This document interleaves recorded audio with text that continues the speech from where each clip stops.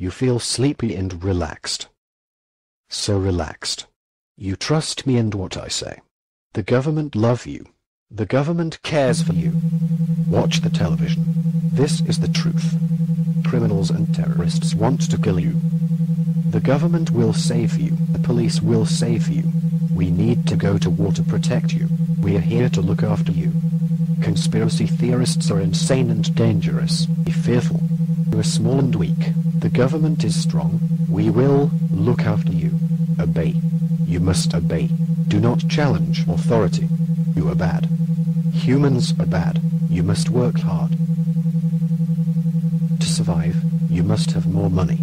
You must be better than him and her. You are separate and alone.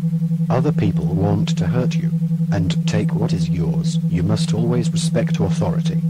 This is the truth. The truth. The truth. You are fearful. Fearful. You do not like music. You do not like people who smoke. You do not like people who try to tell you things that are bad about your government. These people are dangerous. They are not to be trusted. Take your vaccine, or swine flu will kill you. We care. You must buy our products, pay your taxes, and watch the television. Do not question authority. Keep fighting each other. Do not question. Violence in films is sexy and exciting. Sex with strangers behind your partner's back is exciting. Your partner is boring. Your partner is cheating on you. Does not love you. You are worthless and not worthy of being loved at all. So, now we have HAARP, of course, in Alaska, which might have picked up the load. Is that possible? Well, HAARP, is a different kind of project, and there is a sister project to HAARP in northern Norway. And I recently met a man who was a helicopter pilot in Vietnam and then was transferred to the Alaska area, and he told me that there's at least 12 facilities that are related to HAARP globally. And he personally saw this in northern Alaska. I wonder if that's a reason why our weather is so screwed up, Stewart. I absolutely agree. What HAARP is doing is creating a shield in the ionosphere over the Earth and trying to create weather manipulation so that we think there's such things as global warming when in fact it's just a manipulation of our weather and geological events as well.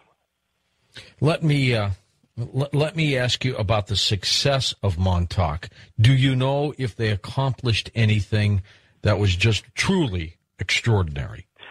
Well, I think that they did accomplish their goal, and right now, 100% of the Earth is affected by mind control or scalar waves that are transmitted now from satellites in space that completely ring the Earth and are enhanced by ground antenna that we see as cell tower microwave transmissions, so that at any moment they can transmit a mind control wave to specific areas of the Earth, to specific people. And a lot of what's happening now with the chemtrails is also creating a web or a network around the Earth, like a shield or radio wiring, so that it's like a grid that covers the Earth, and they can pinpoint very specific locations now and transmit whatever they wish to create. Yeah. We've just got to not let fear get to us, because that's the control system's most potent weapon. Well, I think that, the spraying from the air, I've been to 50 countries over the last 20 years, and even when I visit my friend Credo Mutwa, the Zulu shaman in South Africa near the Kalahari Desert, you look up in the sky and the bloody chemtrails are there. They're everywhere. And there's obviously a reason for that. And one of the things I've learned over this 20 years of research is that there's never one reason for anything. Mm-hmm. There are multiple reasons. Part of it is destabilizing the human immune system. Part of it is creating a sub-reality around the planet to manipulate the energetic field that we're living in every day. And I'm absolutely convinced that the chemtrails and the manipulation of the lower levels of the energetic field, Earth's energetic field, which we live in and experience all the time, is connected in part to the HARP transmissions, which, of course, HARP has many multiple levels of technology and applications, and one of them is literally creating mass fields of thought, which we decode as our own. I had a friend in America who told me a few weeks ago that she, her husband, her son and a son's partner had exactly the same dream about Barack Obama in the same night, which was a dream saying that he was a good guy and a wonderful guy and all the rest of it, which a day's research will show you is a nonsense. But and she said immediately that she felt that some kind of technology had been broadcast and people had picked it up. What they're seeking to access is the pineal gland to literally transmit thought, perceptions, dreams into your reality. We need to be aware of this, because not every dream is a premonition of all the rest of it. They can be broadcast out, and we can decode them and thinking it's a dream we're having when it's actually something we're picking up, and that's what part of the HARP system is. And I think that this chemtrail stuff and many other things that are being dropped are in part connected. When you're bombarded with electromagnetic waves and microwaves and basically traumatized and tortured, very few can survive that kind of life. And in fact, a lot of the subjects were children, and so they just didn't make it. Children of maybe some of the people who work there? No, these initially they used orphans. They would use the children who were in foster care, people who they considered to be expendable and would not be missed. Then later on, as the program progressed, then they would start taking children from conventional families. People, there are so many kidnappings in this country, especially you notice it spiked in the 1970s and 80s, and these children were basically used for the mind control experiments. They knew, especially people with genetics of blonde hair, blue eyes, red hair, green eyes, such people have an enzyme in their genetics that allow for mind control to be more acceptable to the mind and the body. What did they do with these children afterwards? Well, their bodies were, those who didn't make it, their bodies were disposed of. They would burn them, bury them under the ocean. They would dispose of them in whatever manner was convenient at the time. What about those who did make it? Well, a lot of them, unfortunately, are in such a mental state that they're not able to function very well in society. A lot of the people that we see in mental institutions, a lot of the people that we see in prisons, many of them have been subjected to these mind control experimentations. One of the people that I did meet over the years, also connected to government, told me that he knows in a very remote area outside of Reno, Nevada, the government has a facility where they actually store some of the subjects of mind control who are being used for continuous study under the guise of it being a home for the elderly or insane. Now, this control, this mind control series of experiments, Stewart, what did they want to accomplish? Bottom line is they wanted to create a global robotic society, very much like you'd see on Star Trek, the Borg, where everyone has a specific function, a specific designation. No one asks any questions. You just go through your life doing what you're told to do in a specific function, and you never deviate from that. And in that way, it ensures a society that does not change, and the control system stays intact. My gosh. And you know what? They're pretty much there. When I look out there in the public and I hear how people react to things, they just believe whatever they're told. No one questions anything. Yes, there's a few people who like myself, who make a lot of noise, but for the most part, people just follow along and don't question anything. It's like the Pied Piper of Hamlet. Yeah, they're afraid. They're afraid because what will the government say? What will they do to me? So they just go along with everything. You see this in the airports. You see this in office buildings. Everyone is terrified of going outside the box. David, I have to ask you this question, too, because somebody knew I was going to be doing this show with you, and they wanted me to ask you this question, and I'm curious what your answer is.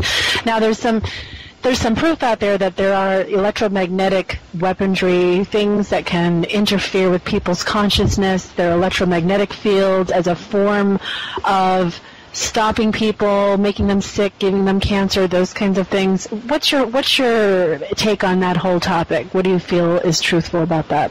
I think there's no question that's true. Yes. I mean, I've gone through some amazing, funnily enough, electromagnetic attacks myself.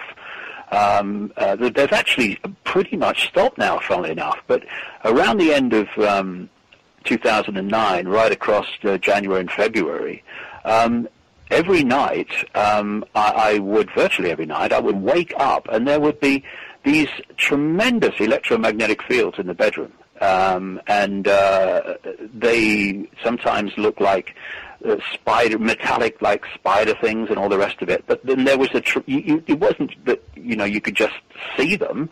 You could feel them very powerfully too. I remember one night they were disrupting my sleep so much that I got up out of the bedroom and I walked into my lounge and I lay on the sofa and I fell asleep there and I woke up again. And I looked across, and next to the television set was this, Catherine wheels, these fireworks Catherine wheels. Mm-hmm. There was a spinning kind of Catherine wheel of, it wasn't colored, energy, and it was spinning with extraordinary speed. And in the middle was, again, a metallic spider-like thing going out, like the core of it. And I watched it. It wasn't that it was just there for a few seconds and then went. I watched it for about a minute and a half, and I got up, and I thought, I'm going to see what this is going on. I walked towards it, and as I walked very close towards it, it had gone. And this went on for weeks and weeks and weeks, and then just suddenly stopped. I have it, kind of maybe 2 or 3 times a month now, but nothing like as intense as I did then. What that was all about, I have no idea. But that was, and that at the time when I was going through that experience, it was disrupting my health. My rheumatoid arthritis, which is not good at the best of times, was very, very bad then, and I had 1 or 2 other health situations. But again, I'll be honest. What I used to do, I used to wake up, turn over, see all this metallic, electromagnetic stuff around me, and I would, shall I say, give it the finger, and then then I would turn over and go back to sleep. It was quite funny because instead of they're out to get me or whatever, it's like okay, whatever, throw anything at me. I'm not bothered. This fascinates me. So tell me how it could occur and what the motive is behind it. For the last century, in order to create control over people, the best way is to instill fear. And so we've seen this with World War II, the fear of the Nazis, then the Cold War, and now we have the terrorist fear. Everyone's afraid and trying to unite against that. Some of the fear could be real, but maybe magnified. Yes, but of course the terrorists are a creation of the New World Order and would not exist on their own. Very possible. Yeah. There's no way that they could have possible, it's a little long story, but so the next thing is to create a fear beyond this planet that would force the planet to unite under one world government. In other words, create the situation. Free our minds from the programming that turns infinite consciousness, having an experience, into a 4-legged animal from which we get wool, that have lost the ability to decide perception and reality for themselves and have to have it decided for them. So the solution can be imposed. If we are told that we are being attacked by an unknown alien civilization with amazing weapons, imagine the fear and terror that would pervade the earth. Everybody would band together. Correct, and demand that the countries of the earth do something together to stop this threat. Yes. And of course, then we would have a new world order government, a singular government that controls the planet, which we already have anyway, but now would be officially wanted by the people. That would be public. And then we would have this imaginary battle. They have something called Blue Beam Project. And Blue Beam Project is holographic images that are projected into the atmosphere and can look like anything. It can look like a religious figure. It can look like a UFO fleet. It could look like missiles. They've been targeting and practicing with this since the early 1960s when they actually tested it over Havana Harbor, when a U.S. submarine projected the image of the Virgin Mary over Havana and was seen by all the people in the evening streets. As crazy as this sounds, some of it sounds very possible. Well, all you got to do is look at the newspaper, watch CNN, and you can see all of it happening. And it's right there in front of us. What minds developed this? Well, this is not new.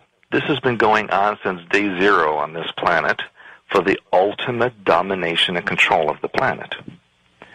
But I feel that it cannot ultimately be successful because, as I mentioned before the last break, we have that 97% of DNA that scientists call junk DNA. And the thing is that 97% is common through all species, no matter what the species. To me, that's proof of God or God mind, that there's a common 97% DNA through all species. And only 3% of DNA differentiates species and individuals within that species. So to me, that's very mind-boggling and proof of a higher intelligence. If we can tap in and open up that unused DNA, we would have abilities that would enable us to remove victimization mind pattern that enables these things to occur. Well, explain that a little bit more. How? Well, human beings have a victimization mind pattern that attracts tyrants and oppressors. And we project out from our minds into physical reality what our thoughts are, and the universe reflects that for us. Think of the analogy as thoughts being film, the brain being the projector, and physical reality as the screen. So if we don't like the movie of our life that's playing, we need to change the film, which is the way we think. If we think in victimization terms and vulnerability terms, we will create that kind of a world. If we take our mind back and control ourselves, then this cannot happen. We cannot be controlled by others. Why do they need the alien invasion to implement this? Why don't they just continue to push the terrorism agenda, for example? I mean, that will create fear no matter what, especially if they magnify it. Initially, but that can last for just so long, just like the Cold War could only last for just so long. And then people will say enough is enough. Right. But an alien threat, well, that's out there in the universe, which is vast. That's forever. And it's also them against us. Correct. Basically. Correct. And so that's the ultimate fear user, where everybody wants to band together to fight against this. Stuart, you do know, if this is possible, how warped their minds must be. Well, again, that's why I explained the reptilian mindset. They think differently than human beings. We think in a different way than they do. They have in their minds all the time in the world because their genetics don't change. Their culture stays the same through mind control and programming, so there's no deviation. They're very sure of what they're doing. To them, in their minds, what they do is holy to them. How long do they live, each, as a physical being? How long? Well, we know the Queen Mother admitted to being 100-something years old, and she was a lot older than that. They can live several hundred years in the same body. The Queen Mother is a reptilian? Oh, she was, yes. Did you see the size of her coffin? It was not the size of her human body. I did not see the size of her cough. Is there a picture I can find on the internet? Well, there might be. I don't know, but it was quite much larger than what should have been for that little lady's body. How big was it? It was pretty large. It was to me like a little piano case. Oh, like 8 feet, 9 feet? It was big. I don't know how. I mean, you can only see from the pictures, but it was very large. You're saying when she died, the Queen Mother reverted to the reptilian stage. Yes. And then became this large reptilian, and that's what they buried her in. Yes, that is correct. Sounds like David Icke's been getting to you on this one, Stewart. Well, the truth is still the truth. I've had reporters tell me that they know about this but cannot ever report on it. You mean British reporters? Or reporters? Actually, an American reporter said this to me, as well as a British reporter. That the royal family, are they pure reptilians or hybrids? They're shapeshifters, obviously. They go into human form. And isn't it interesting that Prince Harry this week said that he could never be normal? Now, of course, you could take that several ways, but I take it in a way that he knows he's also a reptilian shapeshifter. Well, I was going to say, do these members know who they are or what they are? Of course. When you're a shapeshifter, you know that. You know what you are. And all right, but how come you said like yourself that you have reptilian blood, I do. Mm-hmm. That's what you said. How come you can't shapeshift? Because I don't have a 50-50 split in genetics. Ah, but they do. They do. I see. Okay. Yeah. You can't. You need to have a majority, at least, of the genetics in order to manifest the characteristics of the species. Most people in power on this planet are 50-50? No, I would not say most. I would say that there is quite a few, but I would say most are not shapeshifters, but there are many shapeshifters. And they're not just in control positions. There are many in all walks of life, because they need to control every layer of mankind. Do you think that lack of, do you think that the fear equation is also included in this? Because if you're afraid that they can get to you, then that changes the whole game, doesn't it? No, that's a very important point, because what we're dealing with here is frequencies that are either compatible or not compatible. If someone is vibrating to the frequency of radio 1, when radio 2 tries to attack it, it can't do it. It can't do it because radio 1 and radio 2 are on different frequencies. Once you get, and of course the base frequency of the control system is fear. It's low vibrational emotion.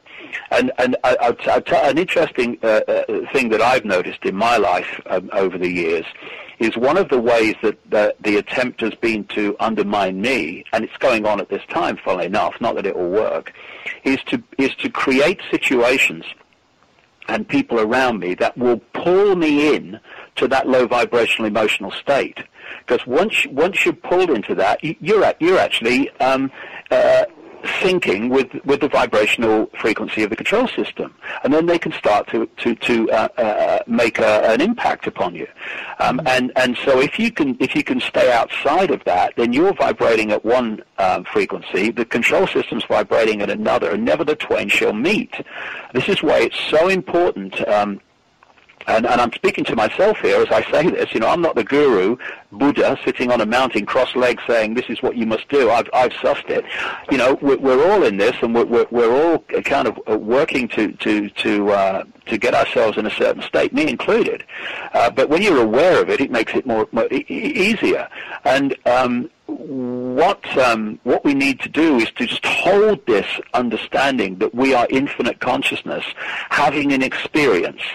We're not the experience. I'm not David Icke. David Icke's my experience. I'm infinite consciousness having an experience as David Icke. And when you come from that perspective, it helps you hold perspective on the experiences that we have instead of being pulled into them, so that you are the experience as well as having the experience, which means that you're pulled into a vibrational state where if it's an unpleasant experience and a stressful and fearful experience, well, then you're being pulled into the stadium in which the control system plays at home.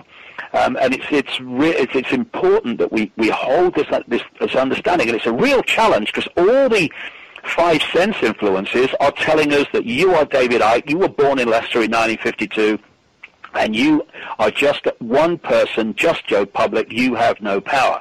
But if we can resist getting pulled into that, to realize that the reflection in the mirror is the reflection of the experience, it's not a reflection of who we are, though you can see who we are through the eyes often, then you're in this world, as I've said many times before, you're in this world having the experience, but you're not of this world in the point of that you're perceiving the experience, and that can have a very powerful impact on not getting pulled into fear and stress and all the rest of it, which allows you to enter the control system's stadium on which it wants everybody. That's why it's created a society which is there to generate maximum fear, maximum worry, maximum anxiety, maximum conflict. It's because they want us in a certain vibrational frequency range, because that's the one that they can lock into us through.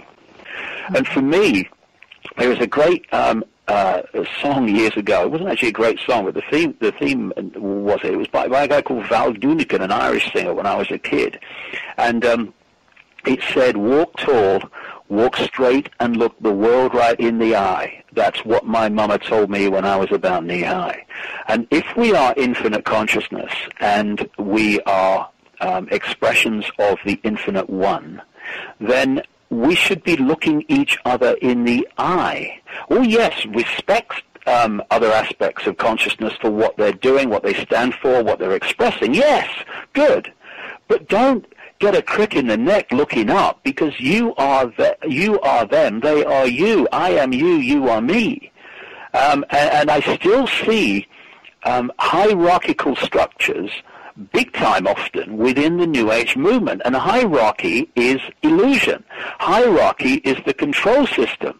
We cannot have a situation of hierarchy and then claim that everyone is an expression of the one.